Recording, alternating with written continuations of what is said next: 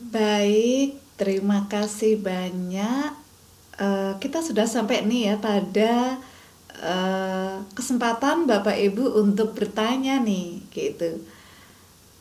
Oke, disilakan, silakan Bu. Oke, baik. Ibu Rani bertanya nih ya, bagaimana kita bisa menggugah diri kita ya sebagai CGP tentunya ya, melalui sebuah kalimat. Bener ya Bu ya, gitu ya. Eh Biasanya nih Bu, yang mungkin Bu Rani sering lakukan, menggugah diri kita biasanya kan dengan kalimat motivasi ya, gitu.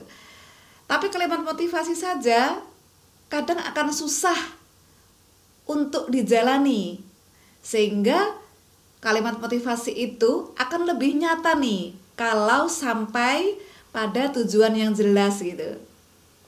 Nah, tujuan inilah yang kita makin arahkan pada sebuah visi, sehingga untuk menggugah diri kita ya kita harus punya visi biar langkah kita nih jelas, biar rel kita nih lurus, yang pada akhirnya tujuan akhirnya adalah kita bisa mencapai visi tersebut. Intinya nih visinya ya gitu. Baik, mungkin perlu penjelasan lagi atau cukup? Oke, cukup ya. Baik. Sekarang kedua disilakan. Oke, ada. Baik, silakan Pak. Oke, baik. Nah, eh, Pak Budi bertanya nih, kita harus berpikir positif dalam mengukur kekuatan atau aset untuk menentukan visi guru penggerak. Kenapa gitu ya? Kayaknya Bapak selalu berpikiran positif deh menurut saya ya. Oke, pikiran yang positif ini punya dampak yang banyak ya secara psikologi tentunya ya. Bisa berdampak pada kita akan punya energi besar nih. Yang kedua, kita akan bisa fokus nih berpikir tentang banyak hal.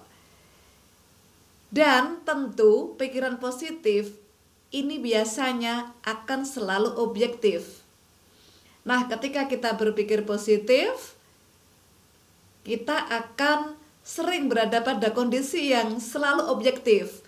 Sehingga pada saat mengukur aset-aset yang terukur ini objektif banget, sesuai dengan kondisi yang ada. Seperti itu. Dan ketika kita sudah punya data-data kekuatan aset objektif dan sesuai yang ada di sekolah, dengan selalu berpikir positif ya tentunya ya, maka keputusan itu pun juga akan menjadi bijak. Tidak pada kepentingan tertentu ya. Nah, ketika keputusan itu bijak, maka akan mengarah pada adanya visi yang juga sesuai aset dan bijak. Seperti itu.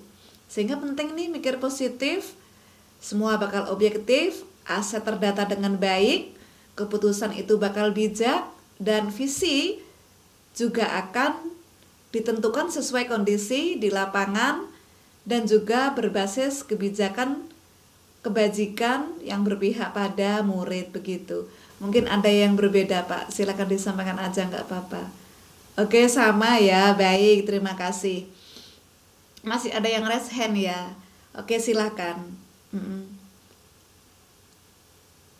Ya, oke. Hal ini tentu jadi pertanyaan banyak CGP mungkin kali ya. Apa emang ada sih sebenarnya hubungan antara atap dan bagja gitu ya? Eh, begini. Atap sendiri itu sebenarnya kan prakarsa perubahannya nih gitu ya. Kita menginginkan sebuah perubahan, dan atap ini terdiri dari aset ya, kemudian tantangan, aksi, dan perubahan itu sendiri ya, atau pelajaran apa sih yang ada dari aset, tantangan, dan aksi di situ ya. Nah, dari sana kita akan tarik nih, dari prakarsa itu kita tarik dan langsung kita gabungkan, kita integrasikan dengan kekuatan yang ada di sekolah itu. Jadi kita udah tahu nih asetnya apa, tantangannya apa, udah tergambarkan aksi yang harus dilakukan apa, pelajarannya apa sih, perubahan yang akan dilakukan apa, kayak gitu. Tentu basisnya bukan permasalahan, sehingga kita integrasikan kekuatan yang sudah kita petakan, masuk nih kekuatan itu ke atap tadi. Nah, dari sana kita dengan pendekatan inquiry apresiatif bagja, udah belajar kan ya itu ya, udah ada di eksplorasi konsep ya. Sehingga dengan mengintegrasikan kekuatan itu akan menghasilkan nih sebuah visi yang berbasis kekuatan, namun sesuai dengan aset sekolah, tantangan yang ada, aksi sama perubahan yang dimau.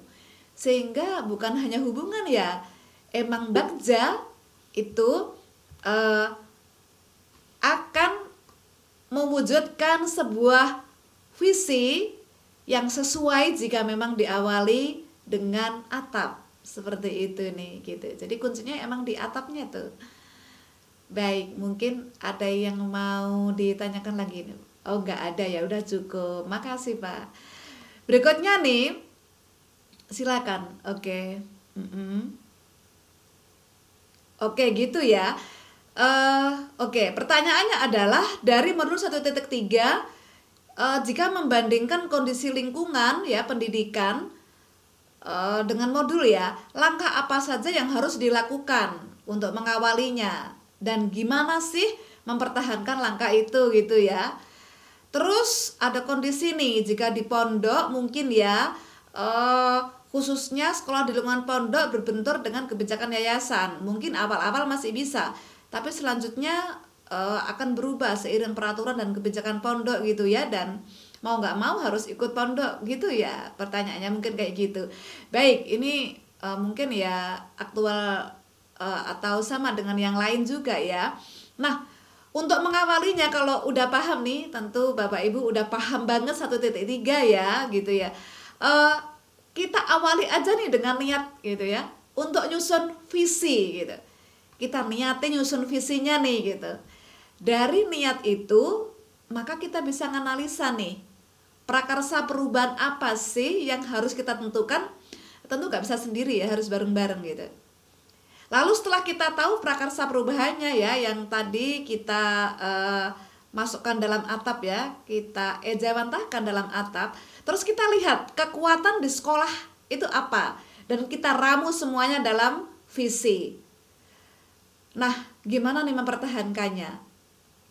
Boleh kita mempertahankan, kita evaluasi dulu, kita refleksi, mana sih yang harus dikembangkan, mana sih yang harus diperbaiki kayak gitu. Jadi tetap ada evaluasi dan refleksi ya, baru kita mau tentukan mana sih yang mau dipertahankan gitu, atau mungkin mau diperbaiki boleh juga seperti itu.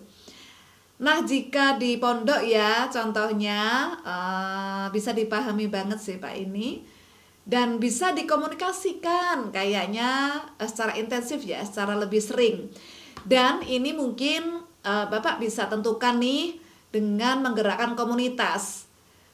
Berbagi praktik baik nih dicoba gitu, sampaiin prakarsa perubahan, sampaiin bagjanya nih dan visi-visi kayak gitu. Jadi kita punya kesempatan nih dengan komunitas di sekolah berbagi praktik baik.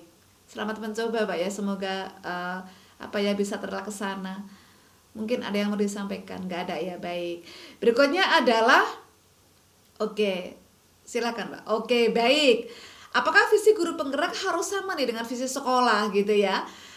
Visi guru penggerak tentu kita akan menjalankan nilai dan peran ya, seperti yang 1.2 ya, dan mendorong well-being ekosistem di pendidikan.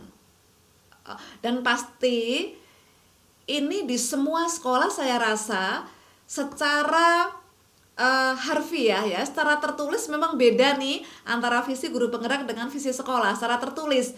Tapi secara implisit pasti ada titik temu. Memang kata-katanya bakal beda nih, tapi secara implisit bakal ada titik temu. Misal nih, sekolah ramah anak, sama kan berpihak pada murid kayak gitu. Misalkan kita menentukan lagi ya, berkolaborasi misalkan, bekerja sama dengan berbagai pihak, akan sama, cuma memang cara harfiahnya bakal beda. Seperti itu. Baik, mungkin ada yang mau disampaikan lagi? Oke, nggak ada ya. Baik, sambil saya jelaskan, nanti Bapak Ibu boleh nih nulis di chat lagi ya, kira-kira jika mungkin ada yang memang langsung mau ditanyakan boleh kok, silakan gitu. Baik, terima kasih, saya lanjut ya.